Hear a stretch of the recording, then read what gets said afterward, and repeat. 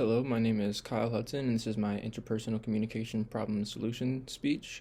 The topic I will be discussing today will be about cancel culture and how it negatively impacts interpersonal communication and how it can be extremely dangerous for the protection of free speech in America. In recent years, the rise of cancel culture has troubled our society into being fearful about saying certain things, which results in the fear of being canceled.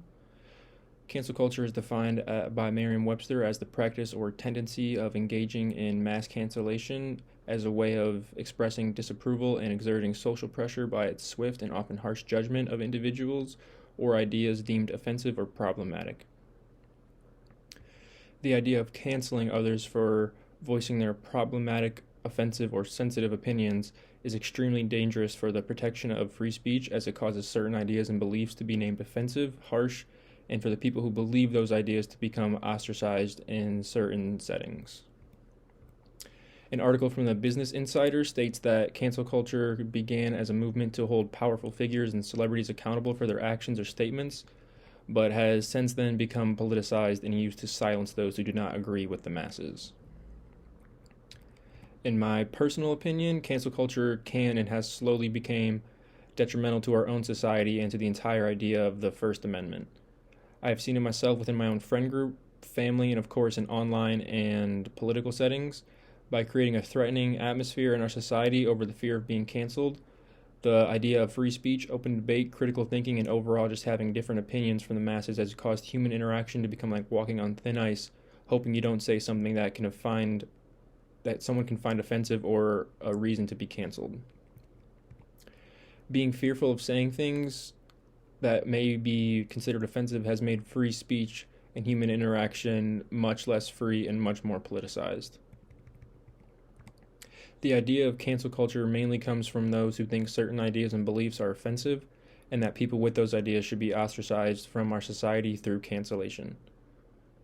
It mainly happens through online social media, but cancel culture can be found through friends, family, schools, the news, television, sports, and many other platforms.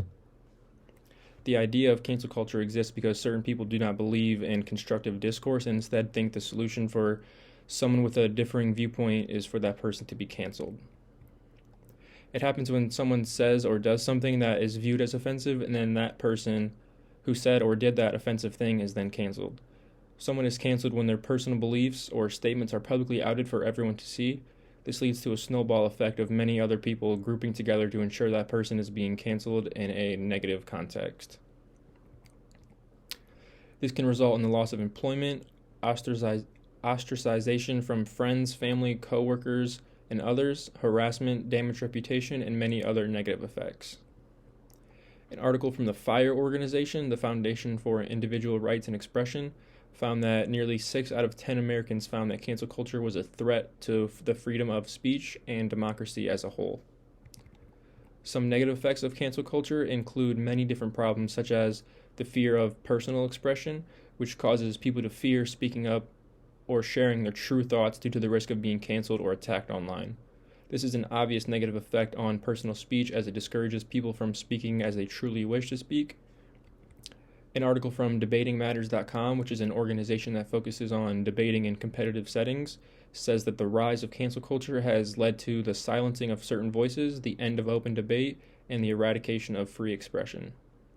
This article argues that cancel culture promotes conformity, which discourages individuals from expressing unpopular or controversial opinions in fear of social ostracization and repercussions. The article suggests that the importance of defending our freedom of speech and advocates for greater protection of diverse viewpoints and debate within society. Cancel culture also reinforces the idea that anyone who disagrees must be silenced, punished, rather than engaged with respectfully. Again, this is an obvious threat to our personal freedom of speech, as it can cause people to not want to speak out of fear or intimidation. Social media platforms can cause a snowball effect of outrage, creating a mob mentality when someone is canceled. This leads to harassment and causes people to be ganged up on by those who do not agree with them. Instead of allowing people to learn from mistakes and make personal changes, cancel culture can permanently tarnish someone's reputation and cause them to be shunned by society.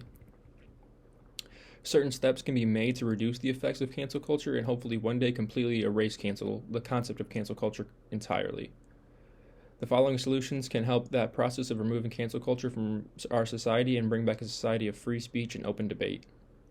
One solution is teaching critical thinking skills to help people think about complex ideas and topics from all angles and to engage in constructive discourse. Teaching people that opinions and beliefs are simply not something that everyone will unanimously agree on and that people can think differently than you, instead of telling those people who have different opinions that they are wrong. We should simply listen and understand what they are saying even if you do not agree. There's nothing wrong with disagreeing with someone in a professional manner, but people who participate in cancel culture typically become hostile or aggressive to some degree and think that their opinion is the only opinion allowed to be had. Allowing constructive criticism will allow people to discuss differing opinions, which will not only combat cancel culture but also allow differing ideas to be heard, ideas that may not have been heard before, which will allow for a more educated society. Simply understanding that opinions are opinions is the first step to getting rid of cancel culture and protecting free speech. In an article from the New York Post, the author writes that instead of falling to the pressures of cancel culture, society should promote debate, the ideas of diverse perspectives, and a commitment to defending the right of all individuals to be able to express themselves freely. By embracing free speech, the article argues we will create an environment where genuine dialogue can flourish. Differing opinions can be respected, and meaningful engagement with differing viewpoints will be encouraged. We as a society can also create a culture of forgiveness and redemption, where individuals are given the opportunity to learn from their mistakes and grow. Even when someone makes a truly awful mistake or massively controversial statement, it says something very extreme that isn't maybe just an opinion, but possibly misinformation or even hate speech related, allowing them to grow and try to help change their mindsets instead of attacking them by canceling them, will allow those people to learn and grow as humans. Instead of immediately attacking them, educating them on that topic in a respectful manner and allowing them to learn is the key to allowing those people to grow and change as people. An article from Berkeley EDU by Julia Perry suggests that a remedy for cancel culture is a cultural shift towards accountability, empathy, and forgiveness.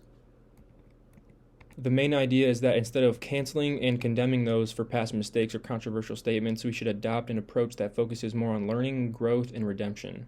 The article talks about human nature and how we as people can grow and change.